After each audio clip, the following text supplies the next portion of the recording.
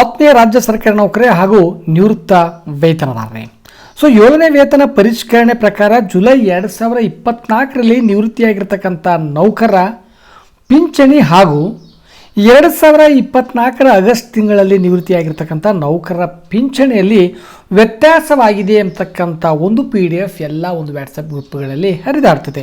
So ಹಾಗಾಗಿ ಅದು ಏನಿದೆ ಅಂತಕ್ಕಂಥದ್ದನ್ನು ಮೊದಲಿಗೆ ನೋಡೋಣ.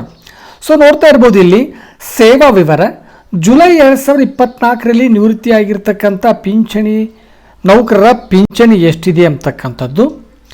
ನಂತರದಲ್ಲಿ ಇನ್ನೊಂದು ಏನಿದೆ ಅಂದರೆ ಆಗಸ್ಟ್ 2024ರಲ್ಲಿ ಒಂದು ನಿವೃತ್ತಿ ಆಗಿರ್ತಕ್ಕಂಥ ನೌಕರರ ಒಂದು ಪಿಂಚಣಿ ಎಷ್ಟಿದೆ ಅಂತಕ್ಕಂಥದ್ದು ಇದೆ ನೋಡ್ಬೋದು. ಇಲ್ಲಿ ಸೇವಾ ವಿವರ ಜುಲೈ 2024ರಲ್ಲಿ ನಿವೃತ್ತಿಯಾಗಿರ್ತಕ್ಕಂಥ ನೌಕರರ ಪಿಂಚಣಿ ಮತ್ತು ಆಗಸ್ಟ್ 2024ರಲ್ಲಿ ನಿವೃತ್ತಿಯಾಗಿರ್ತಕ್ಕಂಥ ನೌಕರರ ಪಿಂಚಣಿ. ಇದು 7ನೇ ವೇತನ ಒಂದು ಆಯೋಗದ ಪರಿಷ್ಕರಣೆ ನಂತರ ಆಗಿರ್ತಕ್ಕಂಥದ್ದು. ಕೆಲವೊಂದಿಷ್ಟು ವ್ಯತ್ಯಾಸಗಳಿದ್ದೇವೆ ಅಂತಕ್ಕಂಥದ್ದು ನೋಡೋಣ ಇಲ್ಲಿ.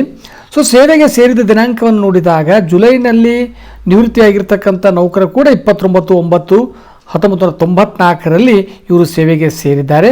ಮತ್ತು ಆಗಸ್ಟ್ 2024ರಲ್ಲಿ ನಿವೃತ್ತಿಯಾಗಿರ್ತಕ್ಕಂಥ ನೌಕರರು ಏನಾಗಿದೆ ಅದು ಕೂಡ 29/9/1994ರಲ್ಲಿ ಸೇವೆಗೆ ಸೇರಿದ್ದಾರೆ. ಜನ್ಮ ದಿನಾಂಕಗಳನ್ನು ತಾವು ಇಲ್ಲಿ ನೋಡಬಹುದು. ಸೊ ಇಬ್ಬರದು ಕೂಡ ಒಬ್ಬರದು 1ನೇ ಆಗಸ್ಟ್ 1964 ಇದ್ದರೆ ಇನ್ನೊಬ್ಬರದು 2ನೇ ಆಗಸ್ಟ್ 1964 ಆಗಿದೆ. ಹಾಗಾಗಿ ನಿವೃತ್ತಿಯಾಗಿರ್ತಕ್ಕಂಥದ್ದು ಮೊದಲನೇವ್ರದ್ದು ಜುಲೈ 31 ಆದರೆ ಮತ್ತೊಬ್ಬರದು ಆಗಸ್ಟ್ 31, 2024 ಆಗಿದೆ.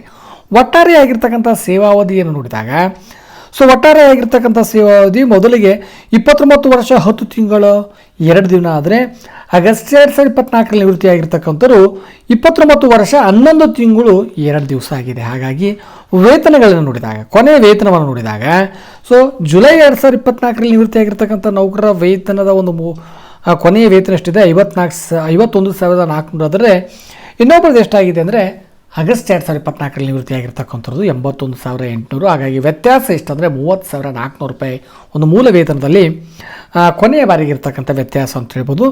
ಪೆನ್ಷನನ್ನು ತೆಗೆದುಕೊಂಡಾಗ ಜುಲೈನಲ್ಲಿ ನಿವೃತ್ತಿಯಾಗಿರ್ತಕ್ಕಂಥವ್ರು 25,700 ಆದರೆ ಆಗಸ್ಟ್ನಲ್ಲಿ ನಿವೃತ್ತಿಯಾಗಿರ್ತಕ್ಕಂಥವ್ರು 40,900. 15,200 ರೂಪಾಯಿ ವ್ಯತ್ಯಾಸ ಅಂತ ಹೇಳ್ತದೆ. ಮತ್ತು DCRGಯಿಂದ ಬಂದಿರತಕ್ಕಂಥ ಹಣ ಇಲ್ಲಿ ಎರಡು ಕಂಪೇರ್ ಮಾಡಿದಾಗ ಅವರಿಗೆ ಆಗ್ತಕ್ಕಂಥ ವ್ಯತ್ಯಾಸ 4,56,000 ರೂಪಾಯಿ ಅಂತ ಹೇಳ್ತಾರೆ. ಮತ್ತು ಕಮ್ಯುಟೇಷನ್ ನೋಡಿದಾಗ ಇಬ್ಬರದ್ದು ನೋಡಿದಾಗ ಸುಮಾರು 6 ಲಕ್ಷದವರೆಗೆ ವ್ಯತ್ಯಾಸವಾಗಿದೆ ಅಂತ ಹೇಳ್ಬೋದು. ಫ್ಯಾಮಿಲಿ ಪೆನ್ಷನ್ ಅಂದಾಗ ಇವರಿಗೆ ಜುಲೈನಲ್ಲಿ ನಿವೃತ್ತಿಯಾಗಿರ್ತಕ್ಕಂಥವರಿಗೆ 15,420 ರೂಪಾಯಿ ಆದರೆ ಇವರಿಗೆ 25,540 ಅಂದರೆ ಒಟ್ಟಾರೆಯಾಗಿ 9,120 ರೂಪಾಯಿ ವ್ಯತ್ಯಾಸವಾಗುತ್ತಿದೆ ಎಂದು ಇಲ್ಲಿ ತೋರಿಸ್ತಾ ಇದೆ.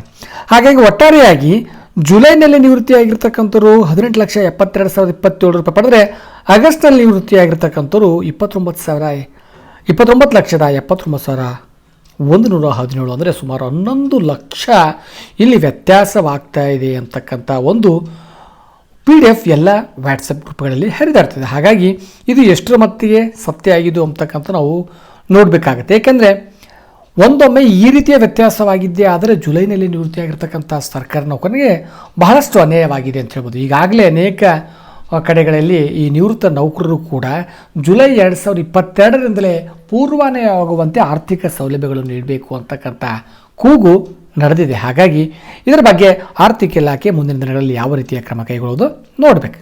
ಧನ್ಯವಾದಗಳು.